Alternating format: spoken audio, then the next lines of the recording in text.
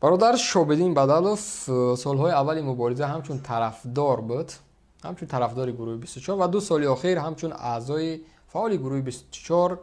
ман фикр накунам нафаре набоша ки инсона нашиноса. агар касе ки дар саҳифаҳои фейсбуки инстаграм, фейсбук, ютуб, одноклассник дар ҳамин саҳифаҳо агар фаъол аст, мутмаин бошед ин бародарро мешиноса. воқеан дар ҳаракаташ як идеолог буд. воқеан бисёр зеҳни тез дошт. дар ҳама ҳолат, дар ҳама мавзӯъ ҳар рӯз як матлабе барои бинандагон, барои тамошобинон пешниҳод мекард. ҳаҷвиам буд, ёне ки сирф сиёсӣ буд, кам шӯхиву кам ҷиддӣ буд, нуқтаҳои муҳима матраҳ мекард. шахсан барои ман ҳам бародар бисёр як хува буд. ман воқеан қабл аз оне ки барномаро шурӯъ бикунам, шояд фардо, шояд пеш, як рӯз пеш, ман бо бародар суҳбат мекардам, баъзе аз маълумотҳоро мегирифтам, кадом ахбороти муҳим, шояд кадом акс, кадом наворе барои ман шахсан лозим аст, ман ҳатман барош муроҷиат мекардам, чун фаъол буд дар шабакаҳо, зиёд мавзӯъҳоро пайгирӣ мекард. хоб тӯли чанд рӯз аст ки хоб маълумоте ки дар расонаи гурӯҳи 24 чоп шуд ва дирӯз дар суҳбати роҳбари гурӯҳи 24 низ зикр шуд ки ҳодиса чӣ гуна сурат гирифт, ки ҷо шуд, шумо дидин, ҳамаро шунидин. агар кадом саволҳои нофаҳмое ки дорен, хоб роҳбари гурӯҳи 24 ҳаст, метавонед тамос бигиред, фикрҳошонро кадом маълумоте дорен, метавонед барасонед. фақат ман чиро мехоҳам дар ин нуқта зикр бикунам. барои Шобидин сохтан боз вақт дар кор аст, аммо роҳи мубориза чунин талафотҳо дорад. дар ҳеҷ давру замон, дар ҳеҷ соат, дар ҳеҷ дақиқае ва ҳеҷ ҳукумате бидуни ин талафот аз байн намеравад. ира мо рӯзҳои аввал медонистем ки мегӯяд ки «Э дил марав сӯи хатар, гар мелавӣ ларзон мабош». воқеан мубориза бурдан, ман боз ҳам мегӯям ки касоне ки дилотон устувор нест, омодаи гузаштан аз баҳри чизо нестен, майдони мубориза, ошкор мубориза бурдан осон нест. ба ҳамон хотир қабл аз оне ки майдон мебуроен, аввал бишинед бо худтон савол бутен ки оё замоне ки шумо шояд кушта шавед, шояд дуздида шавед, шояд аз байн биравед, шояд болои хонадонтон зулм шавад, шояд шумо беному нишон шавед, ба ин чизо омодаин, пас марҳамат кунед дар майдон буроед. дар дигар ҳолат бишинед фикр кунед дӯсто ки воқеан бародар Шобидин ҳам хуб медонист ки роҳи интихоб карда мақсудҳоро зиндон мекунад, сарафрозҳоро бенишон мекунад, ҳоҷи Умаровҳоро, Қувватовҳоро хоб ба қатл мерасонад. ва бародар Шобидин ҳам яке аз қурбониҳои сиёсие аст ки байни хоб бозиҳои кишварҳо дар муд.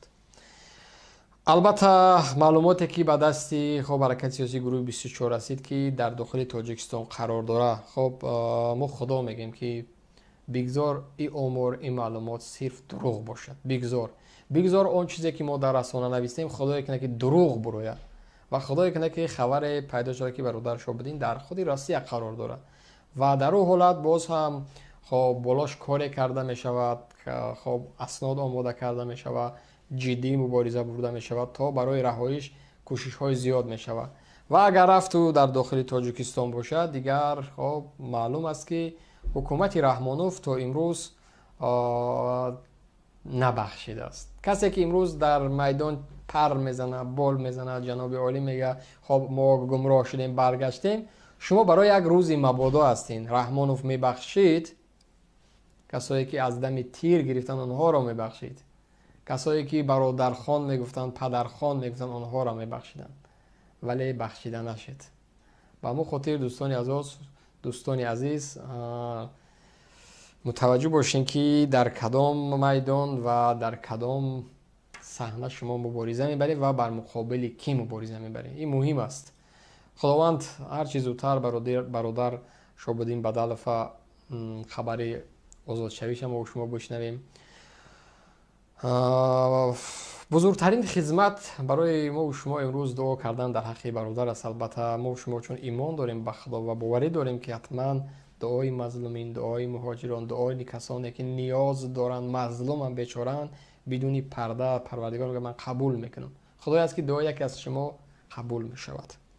ва ин бародар шояд аз ангушумор бародарое буд ки дар минтақае ки қарор дошт ҷиддӣ мубориза мебурд.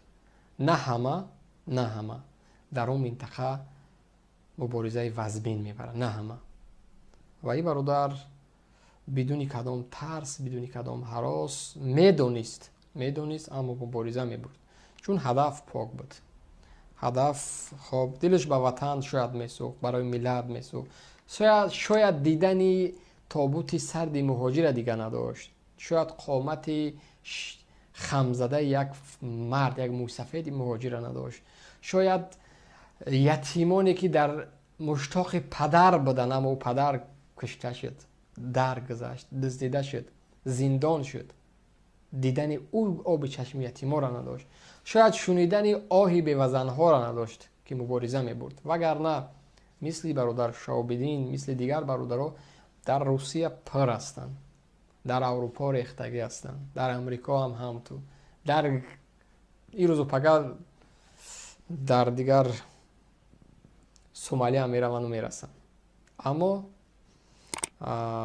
хеле ангушумори бародаро мубориза мебаранд. Худованд ҳарчи зудтар озод бикунад ва хабари озодиша мо шумо бишнавед.